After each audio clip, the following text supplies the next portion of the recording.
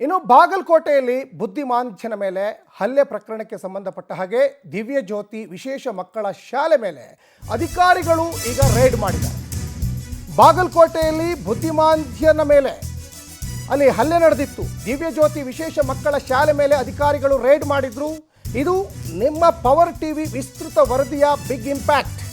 ಅನುಮತಿ ಇಲ್ಲದೆ ಅಲ್ಲಿ ವಿಶೇಷ ಮಕ್ಕಳ ಶಾಲೆಯನ್ನು ಅಲ್ಲಿ ಬಂದ್ ಮಾಡ್ತಾ ಇತ್ತು. ಶಾಲೆ ಬಂದ್ ಮಾಡಿ ಮಕ್ಕಳನ್ನು ಶಿಫ್ಟ್ ಮಾಡಿದ್ರು ಅಧಿಕಾರಿಗಳು. ಶಿಕ್ಷಕರು ಮತ್ತು ಸಿಬ್ಬಂದಿ ಸೇರಿದಂತೆ 6 ಜನರನ್ನು ಪೊಲೀಸ್ನವರು ವಶಕ್ಕೆ ಪಡೆದಿದ್ದಾರೆ. ಶಿಕ್ಷಕ ದಂಪತಿ ಅಕ್ಷಯ್ ಹಾಗೂ ಆನಂದಿ ಈಗ ಪೊಲೀಸ್ನವರ ವಶಕ್ಕೆ. ಶಿಕ್ಷಕರು come care taker Vishal Ravi ಈಗ ವಶಕ್ಕೆ ಪಡ್ಕೊಂಡಿದ್ದಾರೆ ಪೊಲೀಸ್ನವರು. ಇನ್ನು ಅಡುಗೆಯವರಾದಂತಹ ಹಮೀದಾ ಕಲಾವತಿ ಕೂಡ ಪೊಲೀಸ್ನವರ ವಶಕ್ಕೆ ಬಿದ್ದಿದ್ದಾರೆ. ಆಡಳಿತ ಮಂಡಳಿ ಬಗ್ಗೆ ಮಾಹಿತಿಯನ್ನು ಈಗ ಪೊಲೀಸ್ನವರು ಕಲೆ ಹಾಕ್ತಾ ಇದ್ದಾರೆ.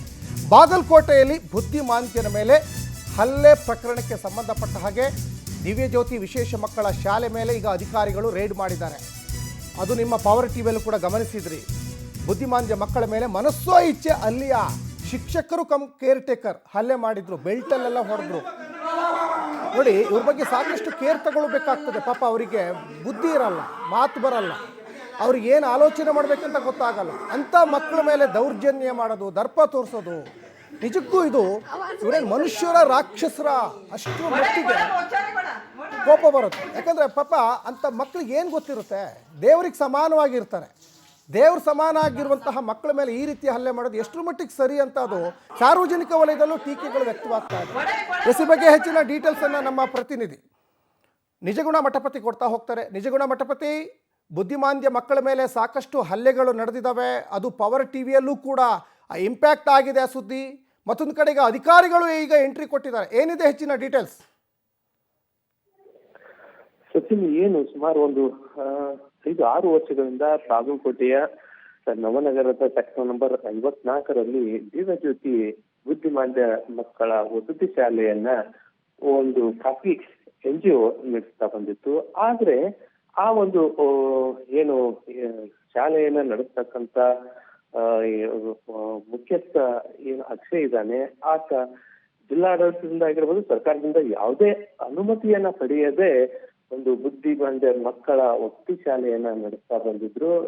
ನಿನ್ನೆಯಷ್ಟೇ ಏನೋ ಒಂದು ಮಕ್ಕಳಿಗೆ ಚಿತ್ರಹಿಂಸೆಯನ್ನ ನೀಡ್ತಕ್ಕಂತ ಅಂತಂದ್ರೆ ಅದು ದೇವರ ಮಕ್ಕಳು, ಅಲ್ಲಿ ಇರ್ತಕ್ಕಂತ ಸುಮಾರು 35ರಿಂದ 40 ಮಕ್ಕಳು ವಿಕಲಚೇತನರು, ಒಂದೊಂದು ಸಮಸ್ಯೆಯಿಂದ ಬಳಲ್ತಕ್ಕಂಥವ್ರು. ಅಂತ ಮಕ್ಕಳ ಪೋಷಣೆಗಾಗಿ ಪಾಲಕರು ಆ ಒಂದು ವಸತಿ ನಿಲಯದಲ್ಲಿ ಅವರಿಗೆ ಅಂತಂದ್ರೆ ಶಿಕ್ಷಣ ದೃಷ್ಟಿಯಿಂದ ಅಲ್ಲಿ ಇಟ್ಟಿದ್ರು. ಆದ್ರೆ ಅಲ್ಲಿ ಆಗ್ತಕ್ಕಂಥದ್ದೇ ಬೇರೆ. ಯಾಕಂತಂದ್ರೆ ನಾವು ನಿನ್ನೆ ವಿಡಿಯೋಗಳನ್ನ ನೋಡಿದ್ವಿ, ಯಾವ ರೀತಿ ಹರಿದಾಡ್ತಿವೆ ಮತ್ತು ಯಾವ ರೀತಿ ಆ ಒಂದು ಮಕ್ಕಳಿಗೆ ಚಿತ್ರಹಿಂಸೆಯನ್ನ ನೀಡ್ತಾ ಇದ್ರು.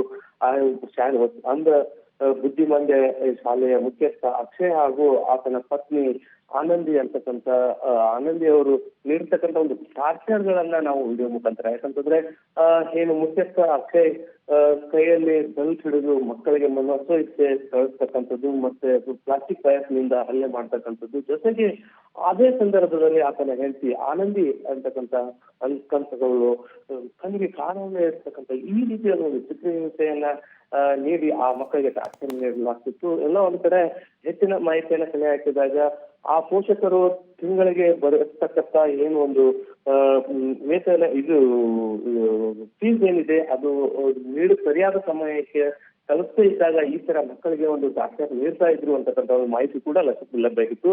ತದನಂತರ ಏನು ವಿಡಿಯೋ ಆಧರಿಸಿ ಬಾಗಲಕೋಟೆ ನವನಗರ ಪೊಲೀಸರು ಕೂಡ ಒಂದು ವಸತಿ ಶಾಲೆಗೆ ಭೇಟಿ ನೀಡಿ ಪರಿಶೀಲನೆ ನಡೆಸಿದ್ರು.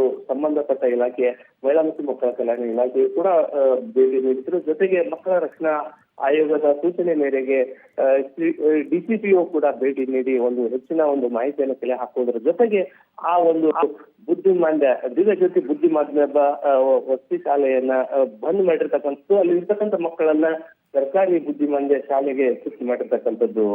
ಸಚಿನ್, ಧನ್ಯವಾದ ನಿಜಗುಣ ಮಠಪತಿ ತಮ್ಮೆಲ್ಲ ಡೀಟೇಲ್ಸ್ಗಾಗಿ.